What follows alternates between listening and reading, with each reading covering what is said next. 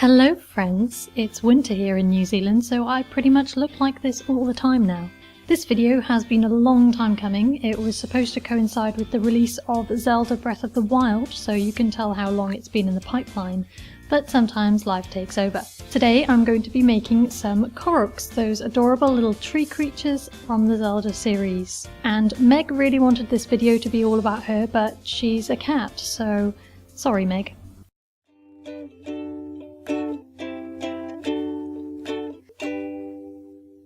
As you may know, I like to use second-hand materials for my projects, so for this one I picked up some cushion covers from a charity shop for 50 cents each, which was pretty handy.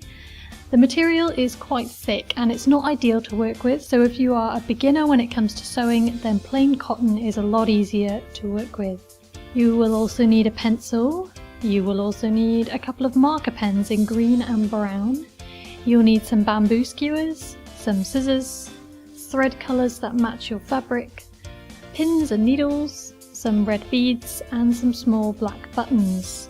Also some stuffing, which I always forget to add to the list. I'm using a reference photo to help me create these little guys, and I will be making the three on this side. So to begin, I cut out a strip of each of the materials I'm using for the bodies, and I sketch out the shapes on the underside of each one. I'm using my reference picture to help me get the shapes and proportions right. Pay attention to how small the feet are and how low down on the body the arms are. I drew mine too high up at first and I moved it down, as you can see. When you finish drawing out your shape, you can sandwich up the material, cut down the side and pin the two layers together.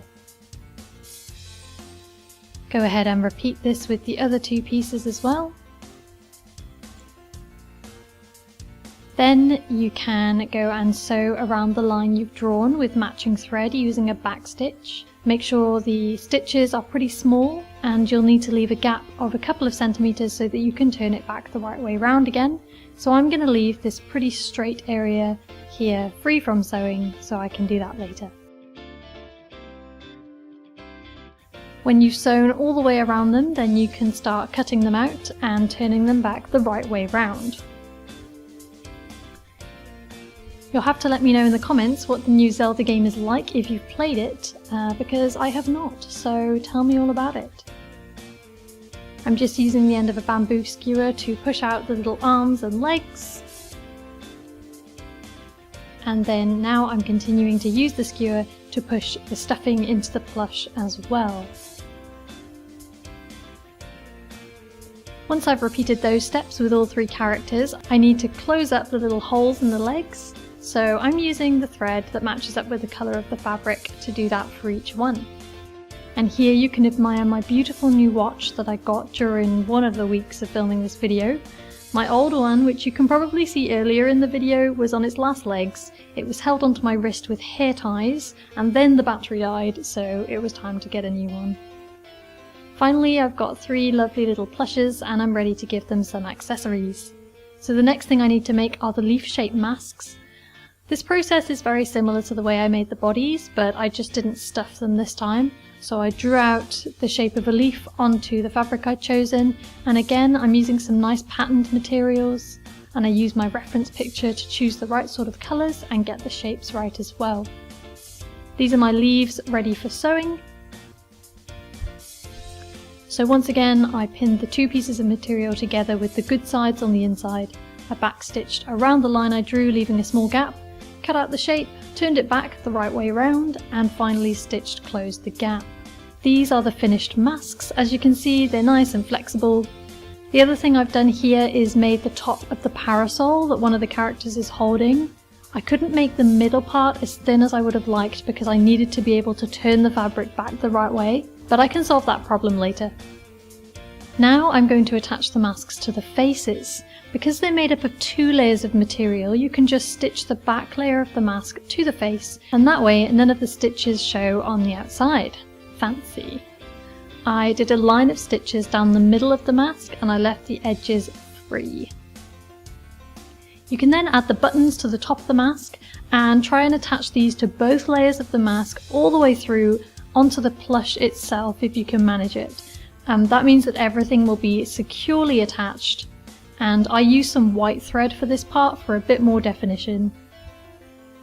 Once you've done that, your plushes will hopefully look something like these.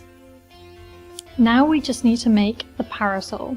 I mean, I hope it's a parasol. It could be some almighty magic wand and I just have no idea, so sorry about that. And we also need to make the sticks that one of the other koroks is holding. For that, we will need our bamboo skewers and marker pens. The first stick I'm colouring in green, and the minute I started colouring it, I realised how long it was going to take. So this is me in that moment of realisation that I was going to be there a long time.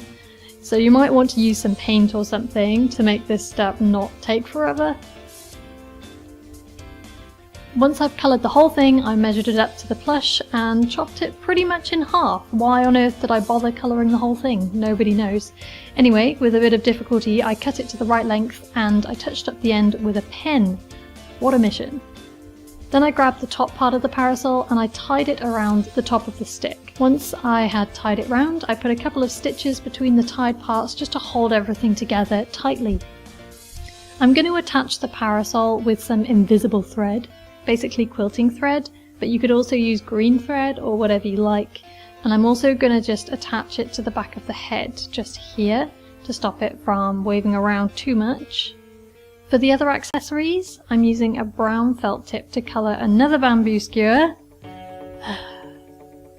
I made 2 shorter brown sticks and then cut 2 thin sheets of the dark green sparkly material.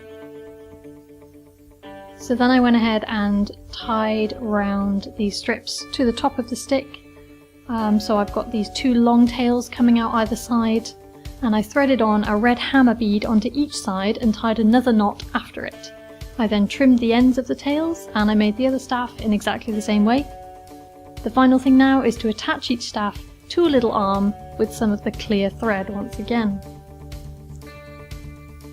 The nice thing about doing it this way is you can still adjust and spin the staffs when you've stitched them on, which is quite nice.